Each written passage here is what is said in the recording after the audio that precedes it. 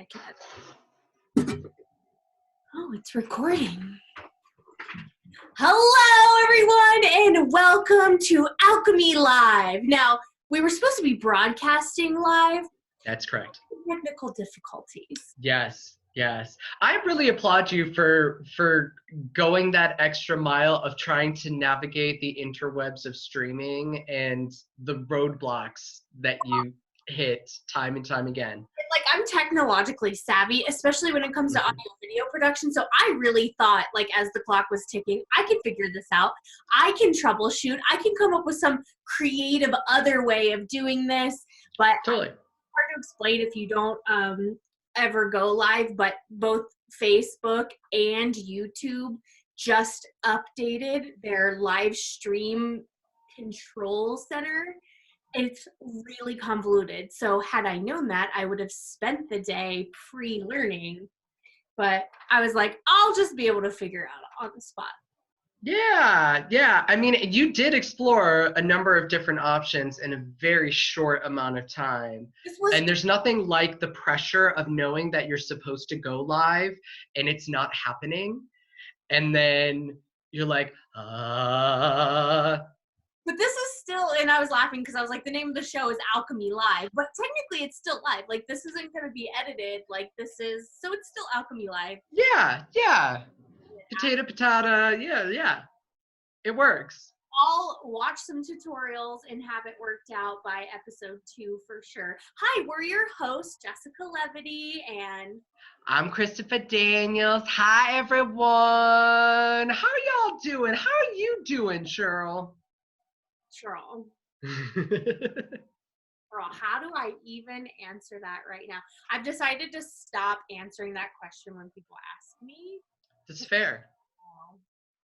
I don't know how I'm doing. I mean, good. Today was a good day. I like the gloomy, overcast, cold, windy Reno weather because it makes me want to quarantine. When it's nice outside, I'm like, ugh, I feel like I should be out there. People are doing things in their backyard. Blah, blah, blah. How are you? Good. Yeah, my answer, because of course, like, that's the question that we're all getting on a daily basis, is how we're doing. And I always describe it as just, I'm riding the wave. And sometimes that wave is really high and sometimes that wave's really low. And I'm just trying to sort of doggy paddle my way through it. Yeah, doggy paddle is like a really good, we're all just like, we wake up in the morning, I listen to NPR, I'm like, still in quarantine? Okay, great. Yeah. Back to my place. Yeah, no, absolutely. So Alchemy Live is going to be our new talk show and just another one of them #quarantine projects, but something we've been wanting to do for a while anyway.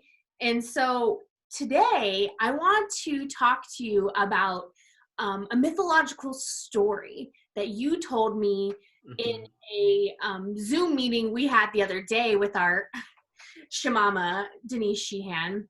And by Shamama, I mean the teacher to whom we owe everything.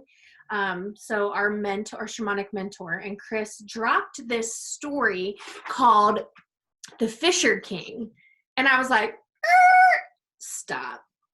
I'm going to need you to tell me that story again. And then we were like, this has to be the entire episode. So are you ready to tell everyone in true Reverend Divine fashion the story of the Fisher King? Now keep in mind, we're hoping this episode is only 30 minutes and I have questions for you. And so, give me the Reader's Digest.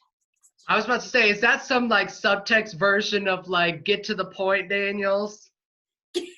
Get to the point, Daniels. Ooh, and I'm going to like live produce it. I'm going to take you into the full view.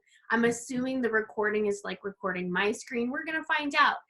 So I'm going to take myself small, make it bigger. Oh. Thank God she did her hair today. All right, she a little rusty, but she gonna go for it and try to keep it concise and to the point. So, sit back, relax, and open yourselves up to the mythological tale that I'm about to impart upon you called The Fisher King. Now, once upon a time, as these things often do, in a faraway land, there was a kingdom, and the king of this kingdom was charged with protecting the Holy Grail. And this king had a son, a very handsome son, who enjoyed being in the out of doors and going on nice hikes and horseback riding adventures, and all the woodland creatures celebrated his name, and he enjoyed his solitary time and his time in nature and just loved being by himself and the things that he got to do. Well, one day during a midnight run, he got hungry, and I can relate to that on a mythological and also real level. And he started to smell the scintillating scent of salmon being roasted on an open fire. So he goes to this camp, finds this salmon being cooked, and he's like, I want some of that. And so he goes over to indulge in his desires and his wants. Now, this is where the story gets a little bit crazy depending on the version that you're hearing. Some tales will say that he took a bite of the salmon and it was so hot that he spit the salmon out, and he spit it down to his nether regions, causing a wound.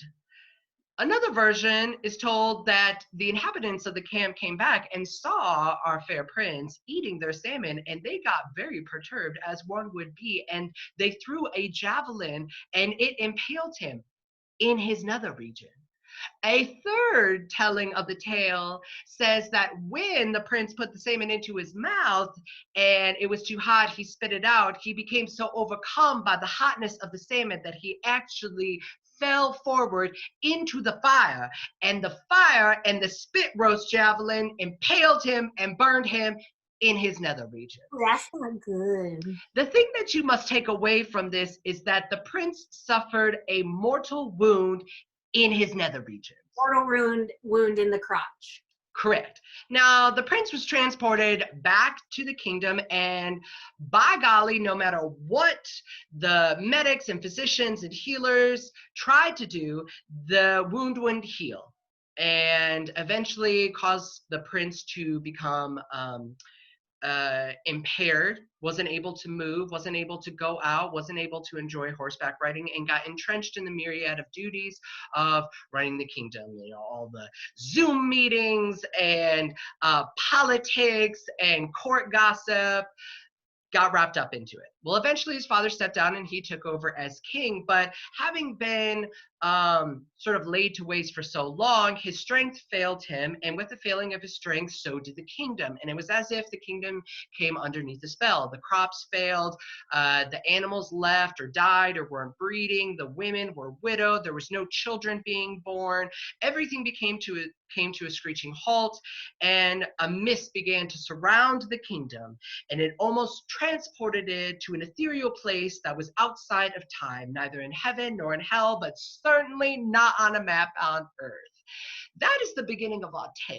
Now, the tale of the Fisher King is what Joseph Campbell calls a monomyth. It's a hero's journey. It's about us discovering who we are. And the journey is not about the Fisher King. The Fisher King is just the catalyst for actually a young knight known as Percival. Percival means innocent fool. And Percival has a very interesting journey. I meant to keep it a brief. I will give you the Reader's Digest version of our fair Percival.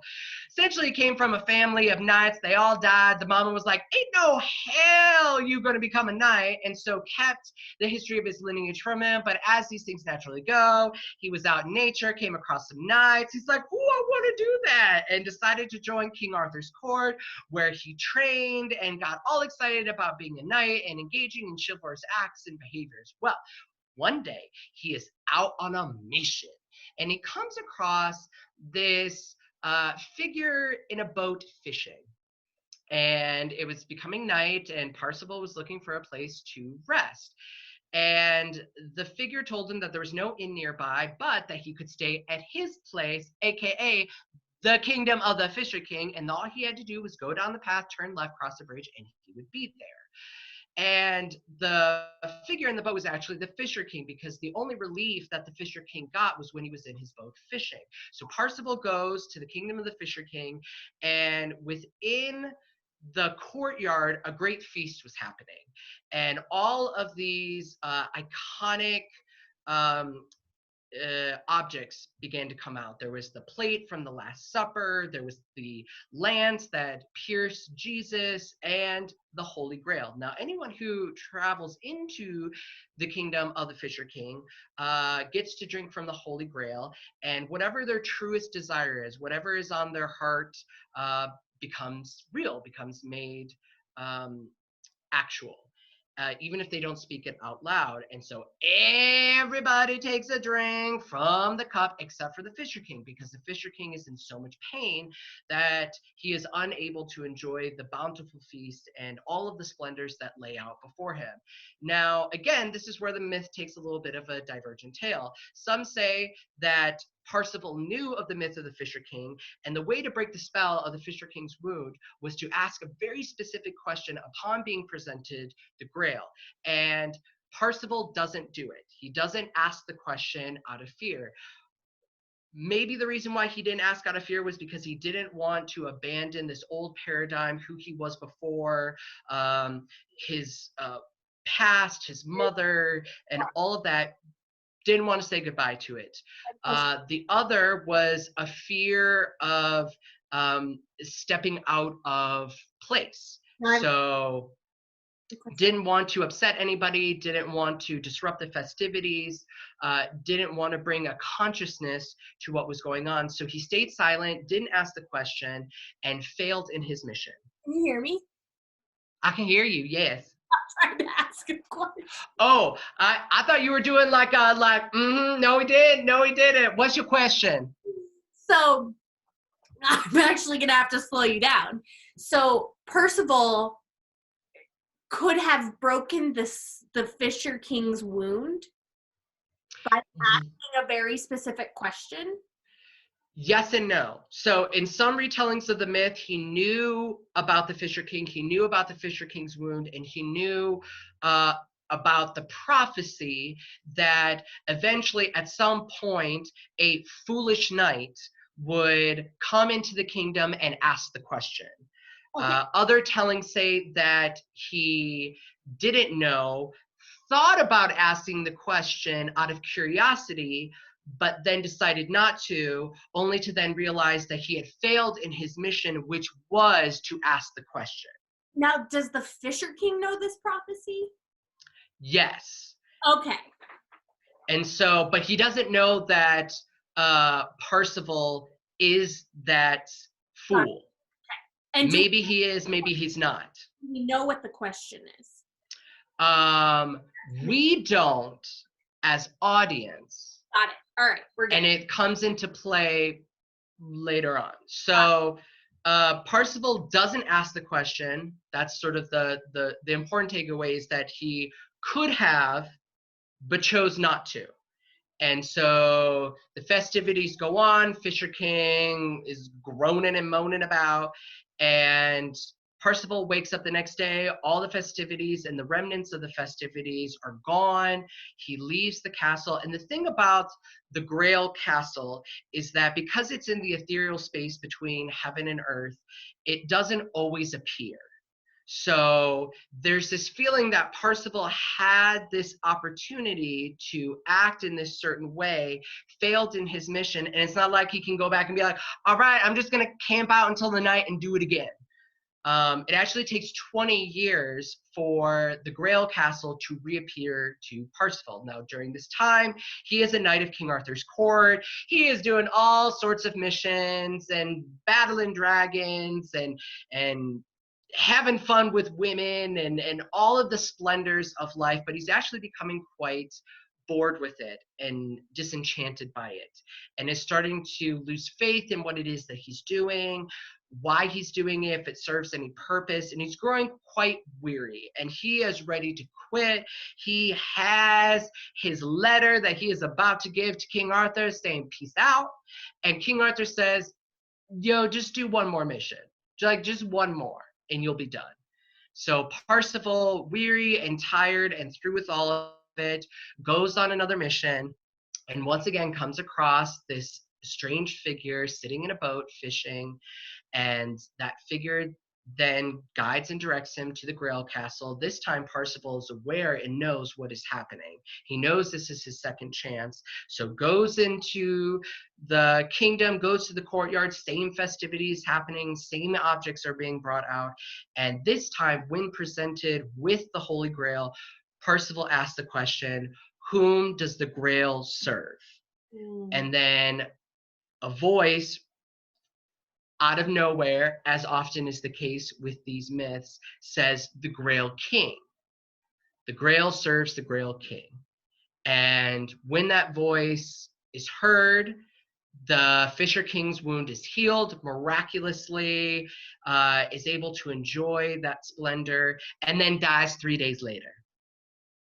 And the kingdom spell is broken. Everything returns to its loveliness and wonderful. People are having babies. Animals are having babies. Everybody's having babies. And Parsifal goes home to his family, a retired knight, with a fulfilled sense of purpose. That everything had been leading up until that moment, and that moment was to ask the question, and he had fulfilled his duty as a knight in that moment. That's the tale of the Fisher King. Thank you so much. You're so welcome. I was on the edge of my seat. I had to Mhm. fight to get at my question asked because I know, because once I'm on a roll and I'm going, then that's it. okay, so tell me where you heard this tale. So I first came across it in a Robert Johnson book. Yeah. I believe it was entitled He, Love me and Rojo. I love Robert Johnson. I have so many of his books. I love them all. And he talks about the Fisher King quite a bit in a lot of different novels that he's written. And the first one that I came across was a book called He, and it was a discussion of masculinity in sort of modernity and how these classic myths reveal what is currently happening in terms of toxic masculinity and choices and decisions and things that are happening. And so much of what Robert Johnson is saying is that the Fisher King wound is a direct result of so much of our toxicity within the sacred masculine. So that's where I first came across it. And then as I began to explore deeper in Robert Johnson's books, it came across a couple of different times. Um, do you want to talk about his connection, Robert Johnson's connection between the Fisher King and toxic masculinity, or should we table That is up to you. I can touch upon anything that you want. that? No, I want to talk about it. Tell me about Rojo's philosophy on the Fisher King and toxic masculinity and the sacred masculine. Well, obviously, myths are signposts. They give us insight and wisdom into these archetypal figures and these archetypal concepts and the relevancy within our modern day life. And even if a myth is written hundreds and hundreds of years ago, there's something in the collective unconscious that resonates so true for everyone. And so this story about the royal figure, this masculine figure who enjoys nature and being outdoors and all of the splendor, all of a sudden suffers a mortal wound. And it's very specific to his groinal region. And the groinal region is tied so much to self-expression, creativity, genesis, but also potency and self-worth and self-esteem and what it means to be a man. And so much is tied up in inherent masculinity with the genitals. And so this promising, handsome young prince all of a sudden suffers this wound that prevents him from connecting to nature where he felt so much of himself. And what Robert Johnson is saying is that that is a direct severing to the feeling component of masculinity. So all of a sudden, this prince is now entrenched in the cool, rational, intellectual mind that is the courtyard politics and the kingdom business, Mm. um, and has lost touch with that feeling side of himself. And in fact, in the myth, they discuss how the Fisher King is cold all the time, no matter what he does. It doesn't matter if he's got furs on or right by a fireplace. There's this undeniable feeling of chill and cold that pervades every single part of his being. He's not able to get warm. And this idea that in search of rationality and intellectualism, and service to that, we've lost this inherent connection to nature, to feeling. And that comes as a direct result of the severing of, or the wounding of his genitals. And we see how the wounding of the Fisher King is then manifested and reflected out in the surrounding kingdoms. So then all of a sudden, nobody is creating anything. There's no growth, there's no expansion, there's a feeling of stallness and stagnation that transports the kingdom into a place outside of time where nothing grows, nothing manifests. Nothing moves forward. And then you have this Fisher King who's surrounded by all of the splendors of his kingdom, and people are enjoying them, and everyone's getting their truest heart's wish fulfilled except for the Fisher King, because he's in a constant state of agony from this wounding and can't really enjoy life at all. And it's only through the acts of innocence that asks a question, whom does the grail serve? This idea that it's not about your own power, it's not about your own seeking and your own accomplishments and your own gain, but the idea of being in service to a higher power, something that's outside of yourself that's going to break this core wounding within you. So much of toxic masculinity is the accumulation of material wealth and the means by which you get that material wealth, and yet this feeling of dissatisfaction with life, this feeling that there's something missing, everything leaves a sour taste in my mouth, I have a malaise about my existence and about my life. How very And Horseman. what's that? It's very BoJack Horseman. We just started watching that show. Oh my gosh, I've tried watching that show and I got like 4 episodes in and I was like, this is not my cup of tea, but I'm so thankful that it exists and that people love it. But oh Lord, not my thing. Well, and it's dealing with that. You have a toxic masculine figure who has accumulated all this wealth, but nothing, there's always something missing. He's always left with a bitter taste in his mouth, and he's always unhappy even after he gets everything he wants. Yeah.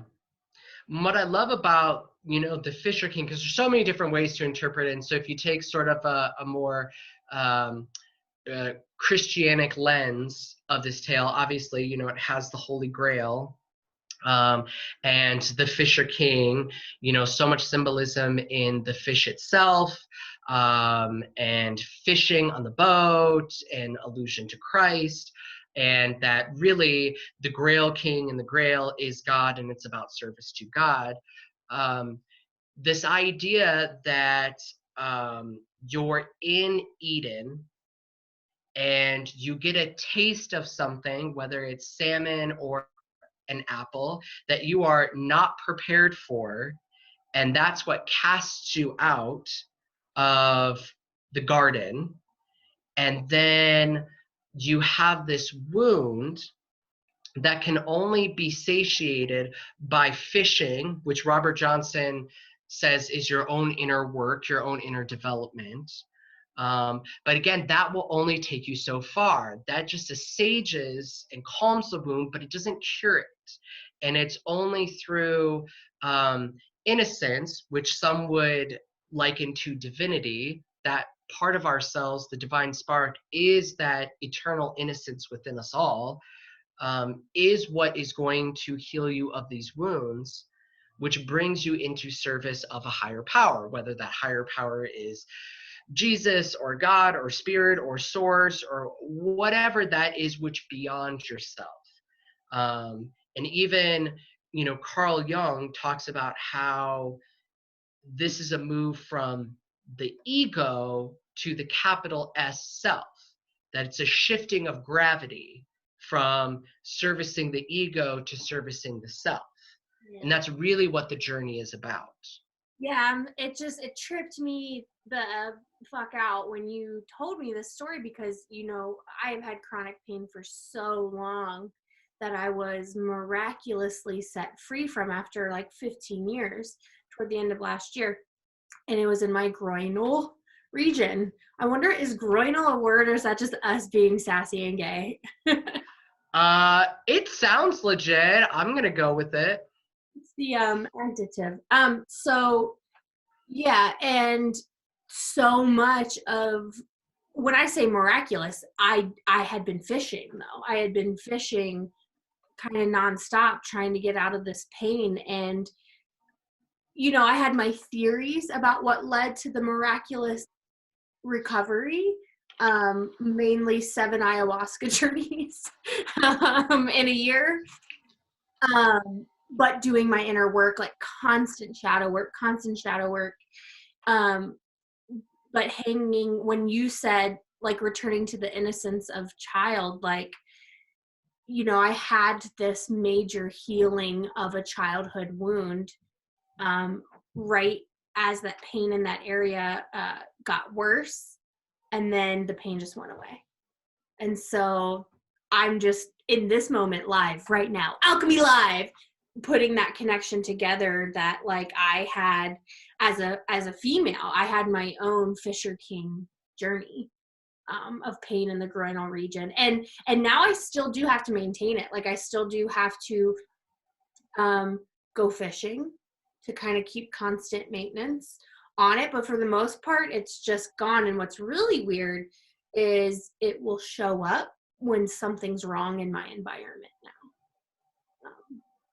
That's an interesting, again, tie-in, is something in my environment that is attempting to pull me out of that innocence of childhood. Anyway, that just blew my mind. This is why I love talking to you about mythology. So I want to know, I could just feel when you were telling me this story how relevant it was to what's going on right now. And as Reverend Divine of Alchemist Movement, I want you to tie in the Fisher King to what the hell is happening in 2020. Uh, Or at least how you think people, because this story, people could have used this story, especially spiritual people, at any time. So I would mhm. ask that question, if in the parallel universe where everything is normal right now, I would ask you, like, how can this story help people? But like, so you can answer that. And then if you want to sprinkle in, especially right now. Yeah, I think there's I laughed because um in some ways, um these myths are always here. And sometimes it seems so like, how can, mythic stories tie into what's happening right now? And I laughed because my immediate response is, well, we have a Fisher King in office, someone who has a mortal wound in his testicular region, who is whining and complaining and growing and groaning and doesn't seem to be enjoying any of the splendors of life. He generally seems miserable all the time and serves no higher power other than himself. It's just about his satisfaction and what it is that he's getting, and parades around all these individuals to have these lavish parties, which look different in so many different ways. Uh, Folks are saying that the White House is a circus show right now because every single day it's something new. It's something um, so extravagant and so fantastical, not necessarily in a good way, but it's about the people in that court getting their wants and desires. I wouldn't say it's their truest heart's desire. I would just say it's more material. And in fact, the Fisher King has surrounded himself by other Fisher Kings. And so you have this impure kingdom where you've lost connection to that feeling aspect of ourselves. And to nature, because literally, I mean, he's like anti the Green Deal. So like we've lost our connection to feeling the masculine, the masculine's ability to feel and connect to the earth and to want to be of the earth. And I think from a different perspective, because again, this story isn't about the Fisher King, the story is about Parzival and the hero's journey that Parzival takes to really discover himself. And I think for me, one of the things that stuck out in the myth so much is that Parzival tried and failed because Parzival wasn't ready to bring his consciousness into action. And so had this opportunity to heal the wound and restore the kingdom, and out of fear, for whatever reason, chose not to, and missed that opportunity. Or And so I think right now we've heard this in different spiritual circles, that this is an opportunity, and what that opportunity is kind of still vaguely defined. A death to the old way of doing things, and the old paradigms and old beliefs and a new way of relating to each other. But all we know is that we're in a transitional period of transformation, and this is that opportunity. And whether we collectively ask the question and bring consciousness into action or not. And then are we wandering for 20 years again until another opportunity arises? wow, yeah. So did we get this opportunity 20 years ago? That'd be interesting to look at the historical events of 2000 and kind of see, was there this situation? It's almost like the virus is King Arthur, sending us the cultural, is you said Percival. Parzival. Percival. So, and that's interesting. So the virus is King Arthur, who sent us on this mission, which launched us into that liminal space to meet the Fisher King, to ask the question, to whom does the Grail serve? That's interesting to say that the virus is King Arthur, because we know Corona virus is crown. Right. And it could even be, um, the wound from the Fisher King itself. I mean, that's like you can make a direct, because even like the Fisher King's wound in all of the descriptions of the mythology, it's not as though the wound is evil. The wound is just it is what it is. And um and therefore there's this invitation to embark upon this journey. And the interesting thing about Hero's Journey is that no matter how much you try to shy away from it, you really can't. So even though Parzival's mom tried to hide him from his lineage in hopes to get him on a different path, Parzival's path was destined for him to be a knight, to fulfill this purpose.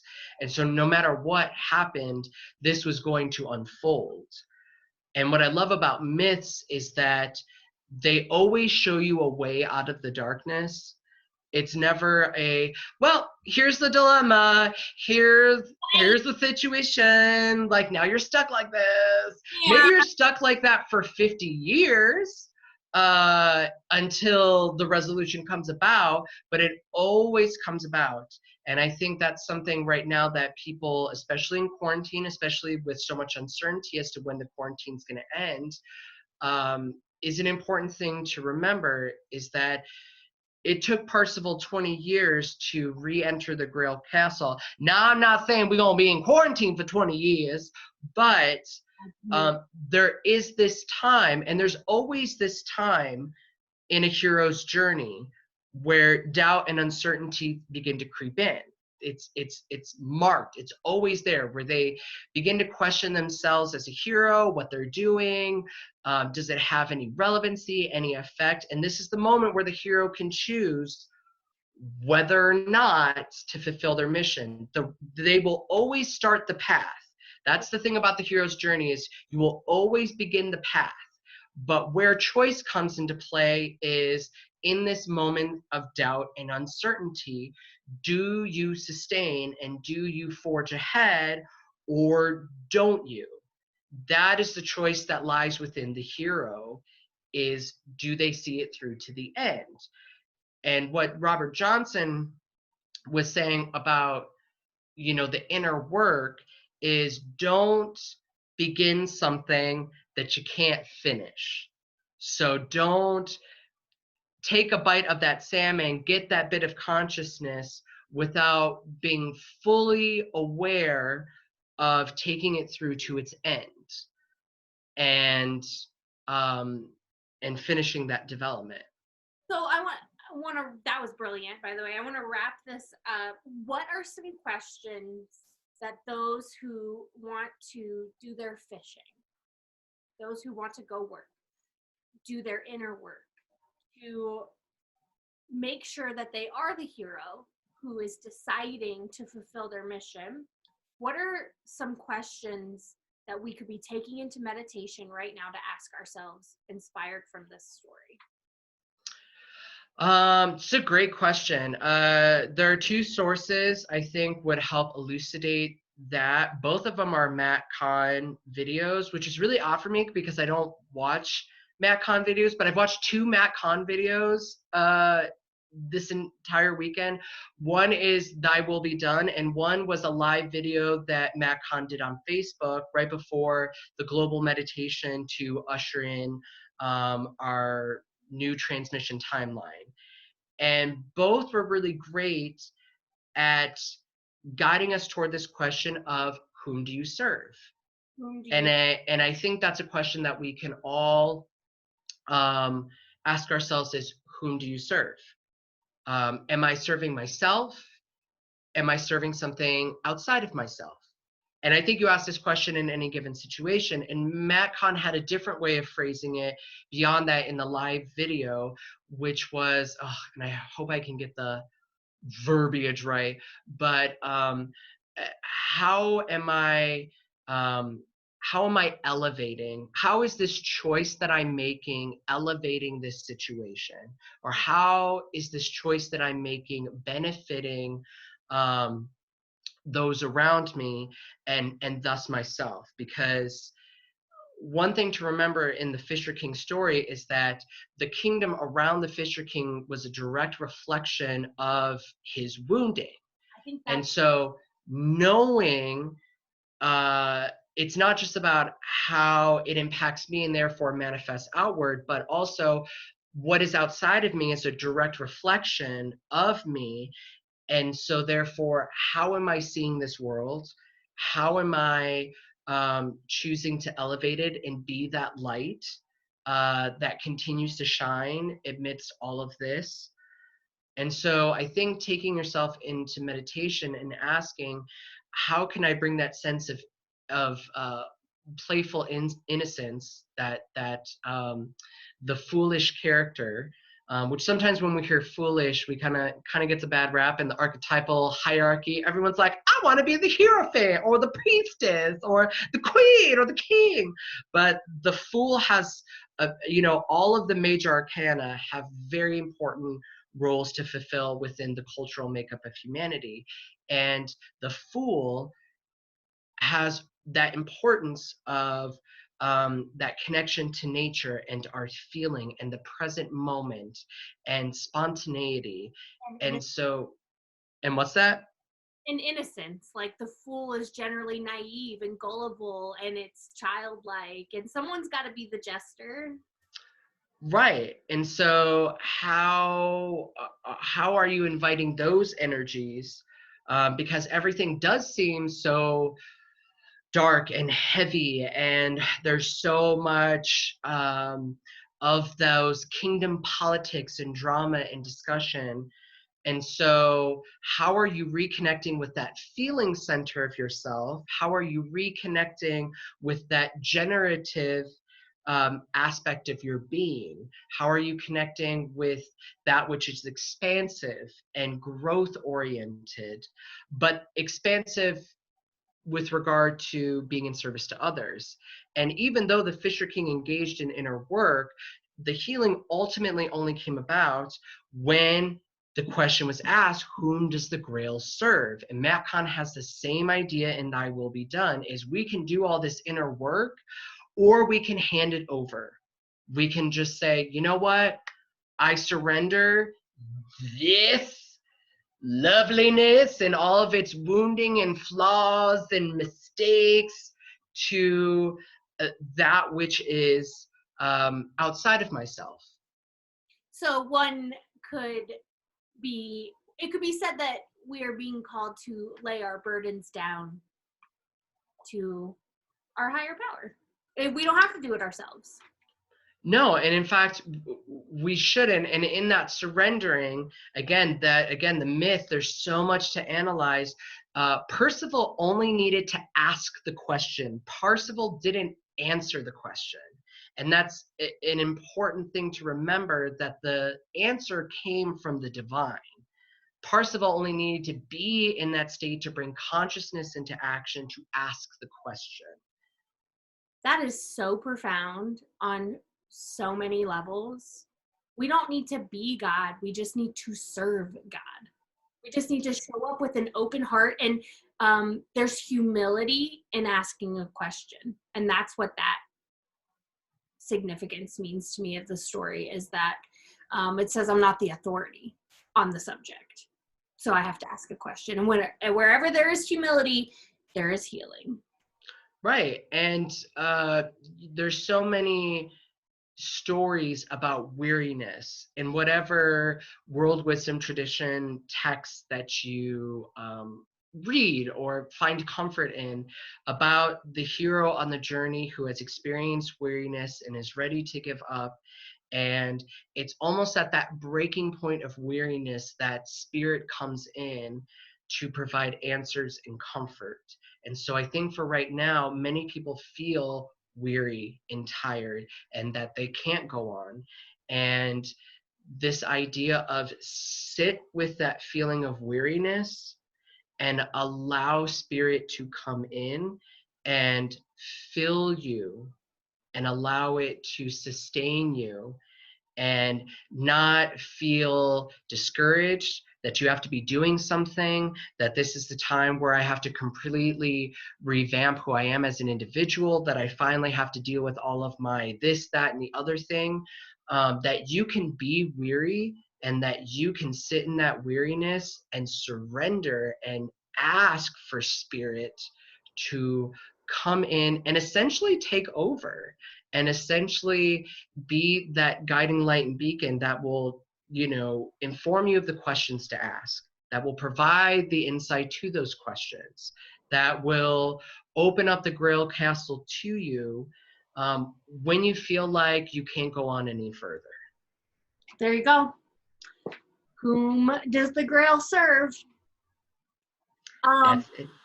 Well, Cheryl, look at this, 21 texts during that. Oh my God, I put my phone on that airplane mode because I was like, I need to be focused. Well, thank you for doing this with me. I'm sorry about the technical difficulties. We will figure that out later. Ladies and gentlemen, if you like what you saw today, and you want to donate to the Alchemist cause and shit, you can go to alchemistmovement.org, and you can just drop us a PayPal for $10, $15, something to say thank you for this offering we have offered to you today. Find us on the social medias, Instagram. You're probably watching this on YouTube or Facebook, but make sure you're got your hands in all of them. And we don't know what episode 2 is going to be, but we know it's going to be live. Yes, I'm excited. All right. You have been watching Alchemy Live with the Alchemists, and we'll see you next time. Bye. God bless. Love you, everyone. Be safe. Be well.